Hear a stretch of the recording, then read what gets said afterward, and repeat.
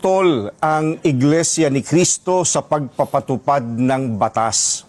Pero tutol kami sa pagbaluktot sa batas, lalo na kung ang layunin ay para pagtakpan ang katiwalian.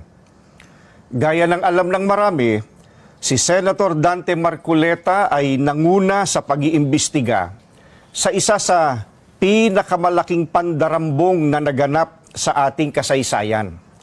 Sinimulan niya ito nang siya pa ang chairman ng Blue Ribbon Committee ng Senado. Subalit, pinalitan ng liderato ng kumiting ito. Gayunpaman, itinuloy niya ang paghahanap ng hustisya para sa atin na mga mamamayan.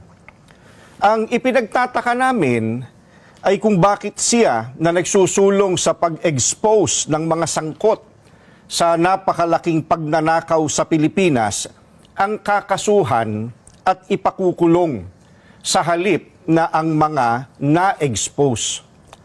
Ang ikinakaso kay Senator Marcoleta ay plunder na isang non-bailable.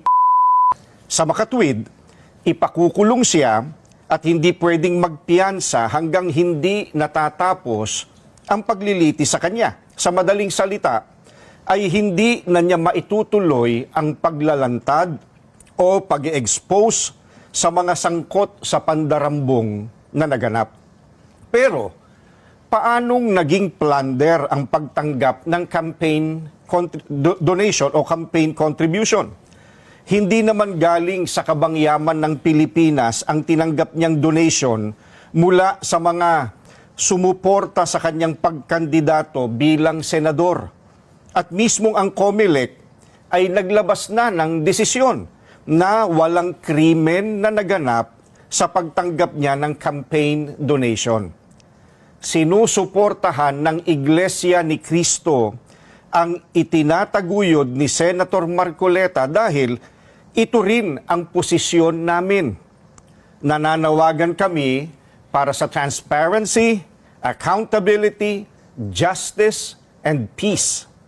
Kaya, nais naming iparinig sa mga kinauukulan na kahit ipakulong nila si Senator Marcoleta, ay hindi kami titigil sa paghingi ng katarungan para sa mga kababayan natin na ninakawan.